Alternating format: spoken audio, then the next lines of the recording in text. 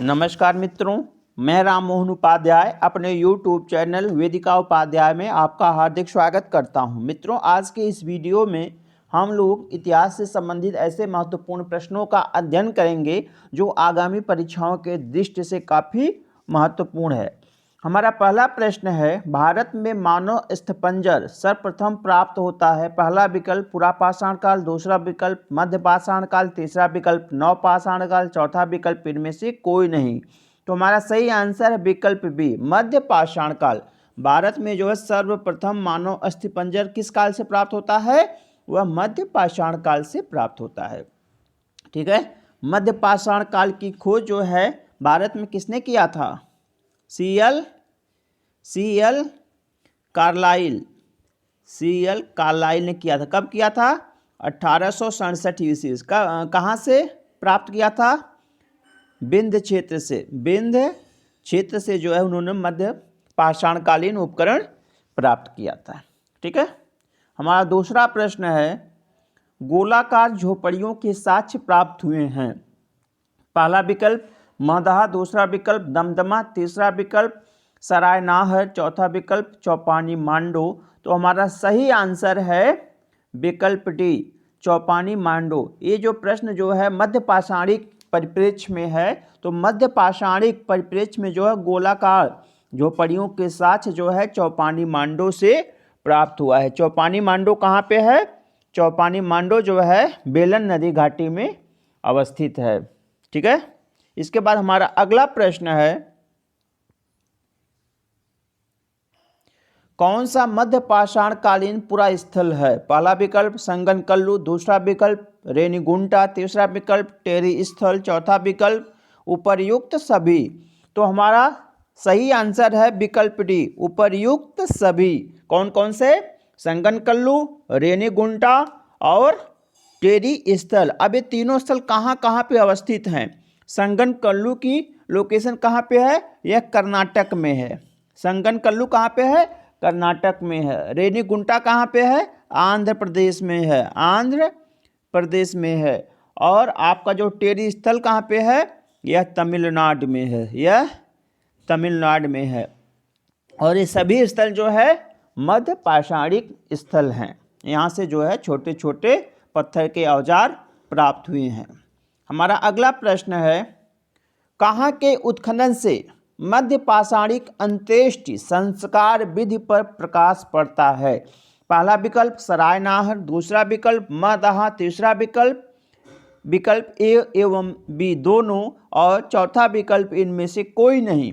तो हमारा सही आंसर है विकल्प सी, ए एवं डी। विकल्प ए एवं बी दोनों सही है। मतलब सरायनाहर एवं महदहा दोनों स्थलों से, जो कि एक मध्य पाषाणिक स्थल हैं और उत्तर प्रदेश के प्रतापगढ़ जिले में अवस्थित हैं, और यहाँ से जो है अंत्येष्टि संस्कार विधि पर प्रकाश पड़ता है। इससे मालूम होता है कि मध्य पाषाणिक लोग जो हैं क्या करते थे? मृतकों को समाधियों में गाड़ते थे तथा उनके साथ साथ खाद्य सामग्री है, औजार हथियार है, ये सभी चीज़ें रख देते थे। इससे क्या होता था? इससे यह जानकारी प्राप्त होती है कि वो लोकोत्तर जीवन में भी विश्वास करते थे। हमारा अगला प्रश्न है, मित्रों आगे बढ़ने से पहले आपसे यह अनुरोध है कि वीडियो को देखने के पश्चात आप सब्सक्राइब, लाइक एवं अगर आपका कोई कमेंट है तो कमेंट बॉक्स में अवश्य दें।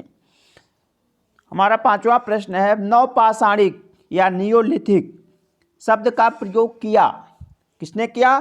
सी.एल. कार्लाइल ने, दूसरा विकल्प है जॉन लुबाक ने, तीसरा विकल्प है एच.डी. संकालिया ने, चौथा विकल्प है इनमें से कोई नहीं। तो हमारा सही आंसर है विकल्प बी, जॉन लुबाक। जॉन लुबाक ने जो है सबसे पहले 1865 ईस्वी में, कब? 1865 ईस्वी में अपनी पुस्तक pre historic India, pre historic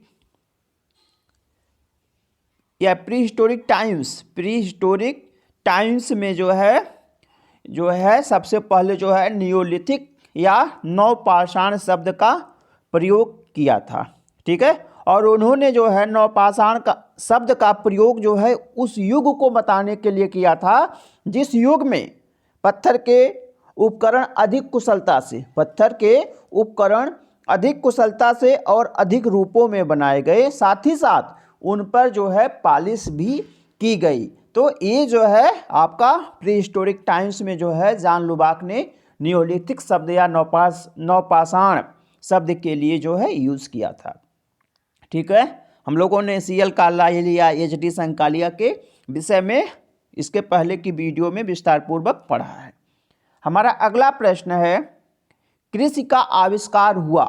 पहला विकल्प सिंधु सभ्यता में, दूसरा विकल्प मध्य पाषाण काल में, तीसरा विकल्प नवपाषाण काल में, चौथा विकल्प इनमें से कोई नहीं। तो हमारा सही आंसर है विकल्प सी, नवपाषाण काल में। कृषि का आविष्कार जो है नवपाषाण काल में हुआ था। इसके पहले जो है जो आदिमानव हैं वह कृषि के कॉन्सेप्ट से जो है परिचित नहीं थे। ठीक है, मतलब वह कृषि कार्य करना नहीं जानते थे। ठीक है, और आपका जो सिंधु काल है, सिंधु काल जो है बेसिकली जो आपका जो है पाषाण काल के बाद जो सिंधु काल आता है और यह भारत की प्रथम नगरीय सभ्यता थी, जिसके विषय में हम लोग आगे पढ़ेंगे। और मध्य पाषाण काल के विषय में भी हम लोगों ने ऊपर पढ़ा है। हमारा अगला प्रश्न है, नवपाषाणिक संस्कृति की सबसे महत्वपूर्ण विशेषता है। पहला विकल्प है पशुओं को पालना, दूसरा विकल्प है मृद भांड बनाना, तीसरा विकल्प है घर्षित पत्थर के औजार, चौथा विकल्प है उपर्युक्त सभी। तो हमारा प्रश्न है सबसे महत्वपूर्ण। ठीक है, तो विकल्प जो है हमारा सी सही होगा। घर्षित पत्थर के औजार जो है नवपाषाण संस्कृति की सबसे महत्वपूर्ण विशेषता है। साथ ही साथ वो पशुओं को भी पालते थे, मृदभांड भी बनाते थे, लेकिन अगर सबसे महत्वपूर्ण पूछा जा रहा है तो घर्षित पत्थर के औजार ही होगा। वैसे पशुओं को पालने की प्रथा जो मध्य पाषाण काल में ही हो गई थी। मैंने आपको बताया था राजस्थान के जो है बागौर नामक स्थान पे या मध्य प्रदेश के आदमगढ़ नामक स्थान पे जो है पशुओं को पालना जो है आदिमानव ने प्रारंभ कर दिया था। लेकिन जो है एक व्यवस्थित रूप में अगर पशुपालन का देखा जाए तो हमें नवपाषाण काल में उसका साक्ष्य प्राप्त होता है। और साथ ही साथ जो है जो हमारे आदिमानव है वो नवपाषाण काल के अंत में मृदभांड जो है बनाना भी जान गए थे। और सबसे महत्वपूर्ण है घर्षित पत्थर के औजार को बनाना। ठीक है, हमारा अगला प्रश्न है, मानव द्वारा प्रयोग में लाई गई पहली धातु थी। पहला विकल्प लोहा, दूसरा विकल्प तांबा, तीसरा विकल्प कांसा, चौथा विकल्प उपर्युक्त सभी। तो हमारा सही आंसर है विकल्प बी, तांबा। मानव द्वारा जो है प्रयोग में लाई गई पहली धातु कौन सी है? तांबा है। ठीक है, और ये तांबे धातुओं का प्रयोग करना भी जो है वह नवपाषाण काल के लगभग अंत में ही जान पाए थे। कांसा जो है कांस्य युगीन सभ्यता जो है सिंधु काल है। ठीक है, और लोहा का जो है साक्ष्य जो है वैदिक काल के आसपास लगभग 1500 BC में, लगभग 1500 BC में काशी के उत्खनन से।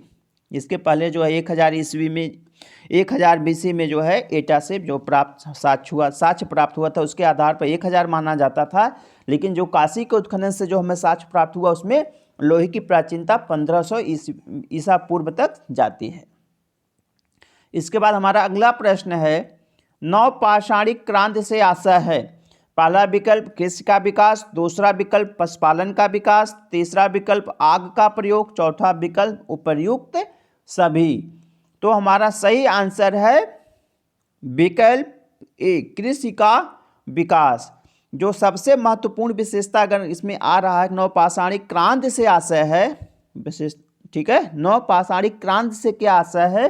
तो नवपाषाणिक क्रांति से हमारा आशय है कृषि का विचार। नवपाषाणिक क्रांति से मतलब हमारा है कृषि के विकास से। जो इतिहासकारों का मानना है कि 8000 BC के आसपास जो है जो क्रांति हुई थी कृषि के विकास से संबंधित, कृषि के विकास से संबंधित जो क्रांति हुई थी उसी को नवपाषाणिक क्रांति कहा जाता है। क्योंकि जो है हमारे जो नवपाषाण कालीन विभिन्न स्थलों से की जो खोज हुई है वहाँ से जो है लगभग सभी स्थलों से जो है कृषि का साक्ष्य प्राप्त होता है। और सुव्यवस्थित रूप से कृषि का प्राचीनतम साक्ष्य पूछा जाता है तो अभी तक मैहरगढ़ को माना जाता था। मैहरगढ़ या मेहरगढ़ जो कि पाकिस्तान के क्वेटा में स्थित है। लेकिन अगर ठीक है, यहाँ से गेहूँ एवं जौ के साक्ष्य प्राप्त हुए हैं। लेकिन अगर वह इसमें चेंज हो गया है। अभी उत्तर प्रदेश के संत कबीर नगर जिले में एक स्थान है लहुरा देवा, यहाँ से जो है कृषि का प्राचीनतम साक्ष्य प्राप्त हुआ है। ठीक है, लगभग 9000 ईसा पूर्व जो है यहाँ से धान का साक्ष्य प्राप्त हुआ। इसलिए अगर कृषि का प्राचीनतम साक्ष्य पूछा जाता है तो मैहरगढ़ के स्थान पर लहुरा देवा होगा। और अगर धान की खेती का प्राचीनतम साक्ष्य पूछा जाता है तब भी वह कोल्डिहवा के स्थान पे, पहले कोल्डिहवा था, लेकिन कोल्डिहवा में भी 8000 ईस्वी के साथ 8000 ईस्वी के आसपास, ईसा पूर्व के आसपास का जो धान का साक्ष्य प्राप्त हुआ है। लेकिन लहुरा देवा से 9000 ईसा पूर्व का साक्ष्य प्राप्त हुआ। इसलिए अब लहुरा देवा ही हमारा सही आंसर होगा। और लहुरा देवा कहाँ पे है? उत्तर प्रदेश के संत कबीर नगर जिले में है। ठीक है, इसके बाद जो है हमारा अगला प्रश्न है नवपाषाण काल के विषय में सही है। पहला विकल्प चाक का आविष्कार, दूसरा विकल्प स्थिर जीवन की शुरुआत, तीसरा विकल्प मृदभांड कला का विकास और चौथा विकल्प उपर्युक्त सभी। तो हमारा सही आंसर है विकल्प डी, उपर्युक्त सभी। क्योंकि इस काल में जो है चाक के पहिए का भी आविष्कार हुआ। जो आदिमानव थे उन्होंने जो है चाक के माध्यम से जो है बर्तनों का निर्माण करना प्रारंभ किया। और दूसरा है स्थिर जीवन की शुरुआत, क्योंकि जब उन्होंने कृषि करना अभी तक क्या था, इसके पहले आदिम जीवन था। वह जो है एक स्थान से दूसरे स्थान पर शिकार करते हुए आगे बढ़ते चले जाते थे। अस्थायी तो जीवन उनका नहीं था, अस्थायी जीवन की शुरुआत नहीं हुई थी। लेकिन जो स्थिर जीवन की शुरुआत तब हुई जब उन्होंने कृषि कार्य करना प्रारंभ किया। कृषि कार्य प्रारंभ करने से स्थिर जीवन की शुरुआत हुई। ठीक है, इसके बाद जो है मृदभांड कला का विकास। ठीक है, चाक के आविष्कार के बाद जो है मृदभांड कला का विकास भी नवपाषाण काल में हुआ था। ठीक है, और ये सब चीज़ें जो हैं एक महत्वपूर्ण और क्रांतिकारी घटनाएं हैं, महत्वपूर्ण एवं क्रांतिकारी घटनाएं हैं। इसके बाद हमारा अगला प्रश्न है नवपाषाण काल के विषय में सही है। पहला विकल्प वैश्विक संदर्भ में यह 9000 ईसा पूर्व से प्रारंभ होता है और भारतीय संदर्भ में 7000 ईसा पूर्व। यह कथन पूर्ण रूपेण सही है, क्योंकि वैश्विक संदर्भ में 9000 ईसा पूर्व और भारतीय संदर्भ में 7000 ईसा पूर्व में जो है नवपाषाण काल का प्रारंभ हुआ था। हमारा दूसरा विकल्प है इसके पूर्व तक मनुष्य प्रकृति पर पूर्ण रूपेण निर्भर था, लेकिन अब वह प्राकृतिक तत्वों को नियंत्रित करने लगा। यह कथन भी पूर्ण रूपेण सही है। ठीक है, क्योंकि अब वह प्रकृति पर पूर्ण रूपेण जो है निर्भर नहीं था। अब मतलब मध्यपाषाण काल तक वह प्रकृति पर पूर्ण रूपेण निर्भर था, लेकिन अब वह जो है प्रकृति पर निर्भर न होकर जो है यह प्रकृति के माध्यम से क्यों होता है उसकी खोज करने लगा। ठीक है, हमारा अगला यह भी विकल्प सही है। तीसरा विकल्प है कृषि के आविष्कार से स्थिर जीवन की शुरुआत हुई। अभी मैंने आपको ऊपर बताया, कथन भी पूर्ण रूपेण सही है। और चौथा कथन है खेती पर आधारित नवपाषाण कालीन संस्कृति का प्रारंभिक साक्ष्य पाकिस्तान के क्वेटा घाटी में स्थित मैहरगढ़ से प्राप्त होता है। यह कथन आज के परिस्थिति में नहीं सही माना जाएगा, लेकिन अभी लगभग सभी पुस्तकों में जो है इसका उल्लेख मैहरगढ़ में ही मिलता है। अभी मैंने आपको बताया है, अब जो है लहुरा देवा ही माना जाएगा, लहुरा देवा ही माना जाएगा। ठीक है, और इसका जो है लगभग 7-8 हज़ार ईसा पूर्व में मैहरगढ़ और लहुरा देवा में 9000 है। ठीक है, लेकिन यहाँ पे एक कथन सही मान लिया जाएगा। तीसरा है लास्ट कथन है शरीर को ढकने के लिए वस्त्र सिलना सीख लिया था। यह कथन भी सही है, क्योंकि आज जो मानव थे, नवपाषाण कालीन मानव थे, पहले जो है मृगचर्म जो है पौधों की पत्तियों, ठीक है, इन्हीं से जो है वस्त्र से अपना उनसे जो है अपना शरीर ढक लेते थे।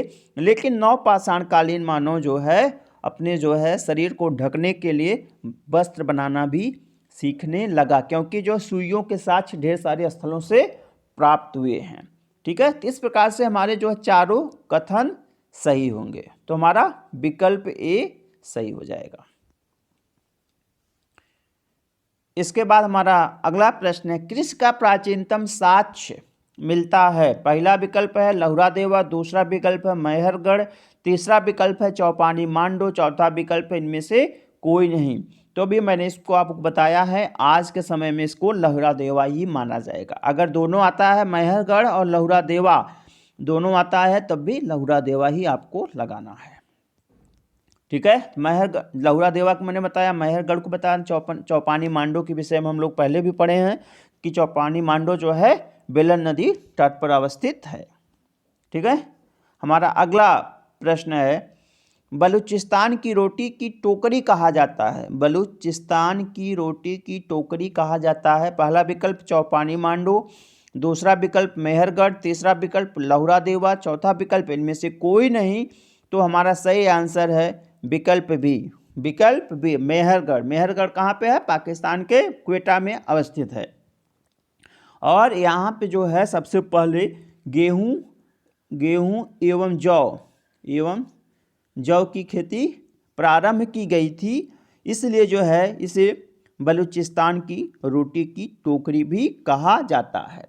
लहुरा देवा के विषय में भी हम लोगों ने पढ़ा है, चौपानी मांडो भी पढ़ लिया है।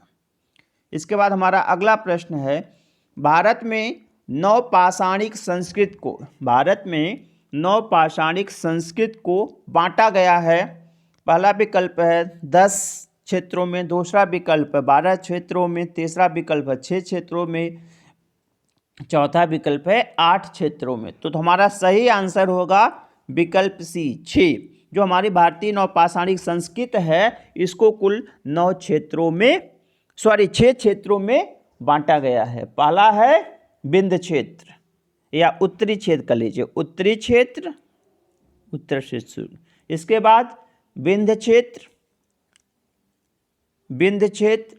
ठीक है।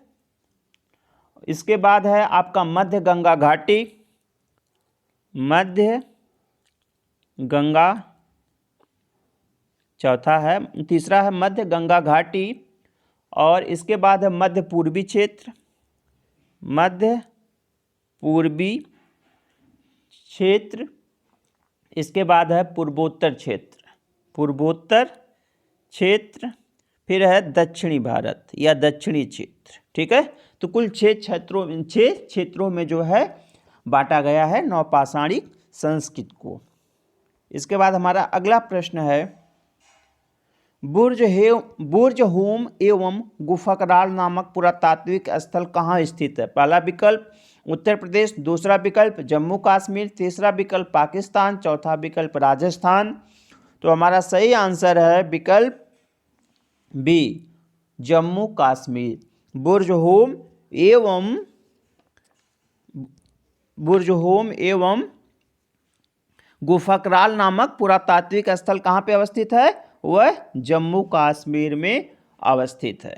ठीक है, जम्मू कश्मीर में दोनों स्थल जो है अवस्थित हैं और दोनों जो है नवपाषाण काल का प्रतिनिधित्व करते हैं। यहाँ से जो है नवपाषाणिक संस्कृत के पर्याप्त साक्ष्य प्राप्त हुए हैं। ठीक है, हमारा अगला प्रश्न है, बुर्ज होम की खोज की थी। पहला विकल्प सूरजभान ने, दूसरा विकल्प A.K. शर्मा ने, तीसरा विकल्प D. टेरा एवं पीटरसन ने, चौथा विकल्प इनमें से कोई नहीं। तो हमारा सही आंसर है विकल्प सी D. टेरा एवं पीटरसन ने जो है 1935 ईस्वी में जो है बुर्ज होम की खोज की थी। बुर्ज होम कहाँ पे है? बुर्ज होम है जम्मू कश्मीर में। ठीक है, और यह श्रीनगर के आसपास जो है, श्रीनगर से लगभग 16 किलोमीटर दूर अवस्थित है। और बाद में यहाँ पे वी.के. थापर ने भी जो है उत्खनन कार्य करवाया था और यहाँ से पर्याप्त मात्रा में नवपाषाणिक उपकरण प्राप्त किए थे। ठीक है, तो ये जो बुर्ज होम के लोग थे एक झील के किनारे जो है रहते थे और शिकार तथा मछली पर जीते थे। यहाँ से एक्चुअली 2 संस्कृतियों के या दो स्तर पे हमें साक्ष्य प्राप्त हुए। पहले में जो शिकार और मछली पे जीते थे, और जो दूसरा स्तर या दूसरी अवस्था प्राप्त हुई है उसमें मिट्टी के ईंटों के घर में रहते थे, और पहले गर्तवास में, ठीक है, रहते थे। और यहाँ से लोग बताते हैं खेती का भी साक्ष्य प्राप्त हुआ है, और कुछ ढेर चीज़ें हैं जो अभी हम प्रश्नों के माध्यम से आपको बताएंगे। तो बुर्जोम की खोज किया था किसने? डी टेरा एवं पीटरसन ने। अगला पहला विकल्प है सूरजभान। सूरजभान भी एक पुरातत्वविद थे और राखी गढ़ी की खोज के लिए प्रसिद्ध हैं। ए के शर्मा जो है, ए के शर्मा ने जो ही कई स्थलों की खोज की है, मुख्य रूप से जो है गुफक राल की खोज के लिए प्रसिद्ध हैं। ठीक है, तो हमारा अगला प्रश्न है बुर्ज होम का शाब्दिक अर्थ होता है। पहला विकल्प राजमहल, दूसरा विकल्प शिल्पियों का निवास, तीसरा विकल्प जन्म स्थान, चौथा विकल्प इनमें से कोई नहीं। तो हमारा सही आंसर है विकल्प सी। बुर्ज होम का साहित्यिक या वास्तविक अर्थ होता है जन्म स्थान। हमारा अगला प्रश्न है गर्त आवास के साक्ष्य प्राप्त होते हैं। पहला विकल्प बुर्ज होम, दूसरा विकल्प राखी गढ़ी, तीसरा विकल्प शिवालिक पहाड़ी, चौथा विकल्प गुफक राल। तो हमारा सही आंसर है विकल्प ए। गर्त आवास के साक्ष्य कहाँ से प्राप्त होते हैं? बुर्ज होम से प्राप्त होते हैं। अभी मैंने बताया ना, बुर्ज होम की खुदाई से जो है दो स्तरों या दो अवस्थाओं के साक्ष्य प्राप्त हुए हैं। तो पहले स्थल में जो है मनुष्य गर्तवास में निवास करते थे और शिकार एवं मछली पे जीते थे। दूसरी अवस्था में वे मिट्टी के बने घरों में रहते थे और खेती भी करते थे। राखी गढ़ी जो है हरियाणा में अवस्थित है और भारत में यह सबसे बड़ा सैंधव स्थल है। ठीक है, अगला प्रश्न है मनुष्यों के साथ साथ पालतू कुत्ते को दफनाने की प्रथा प्रचलित थी। पहला विकल्प बुर्ज होम, दूसरा विकल्प राखी गढ़ी, तीसरा विकल्प मेहरगढ़, चौथा विकल्प गुफकराल। तो हमारा सही आंसर है विकल्प ए बुर्ज होम। बुर्ज होम में जो मनुष्य थे, ठीक है, जो वहाँ से समाधियाँ प्राप्त हुई हैं, उसमें एक कब्र में मालिक के साथ माना जाता है कि मालिक के साथ कुत्ते को भी दफनाया गया था। इसलिए प्रश्न आ सकता है कि एक कब्र में मालिक के साथ कुत्ते को दफनाए जाने या दफनाने का प्रमाण कहाँ से प्राप्त होता है? तो वह बुर्ज होम से ही प्राप्त हुआ। राखी गढ़ी, मेहरगढ़, गुफकराल के विषय में हम लोगों ने पीछे पढ़ा है। हमारा अगला प्रश्न है गुफकराल का शाब्दिक अर्थ होता है। पहला विकल्प जन्मस्थान, दूसरा विकल्प कुम्हार की गुफा, तीसरा विकल्प सुरंग, चौथा विकल्प इनमें से कोई नहीं। तो हमारा सही आंसर है विकल्प बी कुम्हार या कुलाल की गुफा। गुफकराल का शाब्दिक अर्थ होता है। ठीक है, जन्मस्थान बुर्ज होम का शाब्दिक अर्थ है। अगला प्रश्न है गुफकराल की खोज की थी। गुफकराल की खोज की थी। पहला विकल्प जी.आर. शर्मा, दूसरा विकल्प ए.के. शर्मा, तीसरा विकल्प एच.डी. संकालिया, चौथा विकल्प इनमें से कोई नहीं। तो हमारा सही आंसर है गुफकराल की खोज जो है विकल्प बी ए.के. शर्मा ने। गुफकराल की खोज किसने किया था? ए.के. शर्मा ने किया था। कब किया था? 1981 ईस्वी में। 1981 ईस्वी में उन्होंने इसकी खोज की थी। ठीक है, वहाँ से जो है जो ए.के. शर्मा हैं उपकरणों के मतलब पत्थर पे बनी कुल्हाड़ी प्राप्त किए, बसुली, खुरपा, छेनी, कुदाल, गदासीस, बेधक आदि जो है पाषाण उपकरण प्राप्त किए हैं। साथ ही साथ जो है यहाँ से हड्डियों से बने हुए भी उपकरण प्राप्त हुए हैं। ठीक है, एच.डी. संकालिया को मैंने आपको बताया है, लिद्दर नदी के तट पर जो है पहलगाम की उन्होंने खोज किया था। जी.आर. शर्मा जो है बेलर नदी घाटी की खोज से संबंधित हैं। अगला प्रश्न है विंध्य क्षेत्र के प्रमुख नवपाषाण कालीन स्थल हैं। पहला विकल्प है कोल्डिहवा, दूसरा विकल्प है चौपानी मांडू, तीसरा विकल्प हो महगढ़ा, चौथा विकल्प हो उपर्युक्त सभी। तो हमारा सही आंसर है विकल्प डी उपर्युक्त सभी। मतलब विंध्य क्षेत्र, अभी मैंने आपको बताया है कि जो नवपाषाण कालीन स्थल है उनको 6 भागों में बांटा गया। तो जो हमारा उत्तरी क्षेत्र है उसमें 2 स्थल प्रसिद्ध हैं। कौन कौन से? बुर्ज होम एवं गुफकराल। और हमारा जो विंध्य क्षेत्र है यहाँ के उत्खनन से भी में 3 स्थल काफ़ी प्रसिद्ध हैं। पहला है कोल्डिहवा, दूसरा है चौपानी मांडो, तीसरा है गढ़ा, और पंचोह नामक स्थान भी है। चौथा स्थान है पंचोह। ठीक है। हमारा अगला प्रश्न है कोल्डिहवा, महगढ़ा एवं चौपानी मांडो किस नदी पर स्थित हैं? पहला विकल्प है सोहन नदी, दूसरा विकल्प है बेलन नदी, तीसरा विकल्प है लिद्दर नदी और चौथा विकल्प है सोन नदी। तो हमारा सही आंसर है विकल्प बी, वेलन नदी। कोल्डिहवा, महगढ़ा और चौपानी मांडो किस नदी तट पर अवस्थित है? बेलन नदी तट पर अवस्थित है। अगला प्रश्न है निम्नलिखित में किस स्थल से 3 संस्कृतियों के चरण प्राप्त हुए हैं? पहला विकल्प कोल्डिहवा, दूसरा विकल्प चौपानी मांडो, तीसरा विकल्प महगढ़ा, चौथा विकल्प उपर्युक्त सभी। तो हमारा सही आंसर है विकल्प ए, कोल्डिहवा। विकल्प ए, कोल्डिहवा से जो है, कोल्डिहवा कहाँ पे है?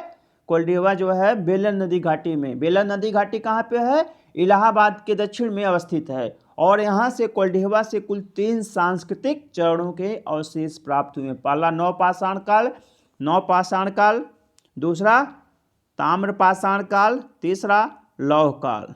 ठीक है, तीनों संस्कृतियों के जो है यहाँ से अवशेष प्राप्त हुए हैं। और अभी तक यह माना जाता था कि कोल्डिहवा में जो है धान उगाने का प्राचीनतम साक्ष्य कोल्डिहवा से प्राप्त हुआ है। ठीक है, या चावल की खेती का सबसे प्राचीनतम साक्ष्य कहाँ से प्राप्त हुआ है? कोल्डिहवा से। लेकिन अभी मैंने आपको ऊपर बताया है कि अब जो है लहुरा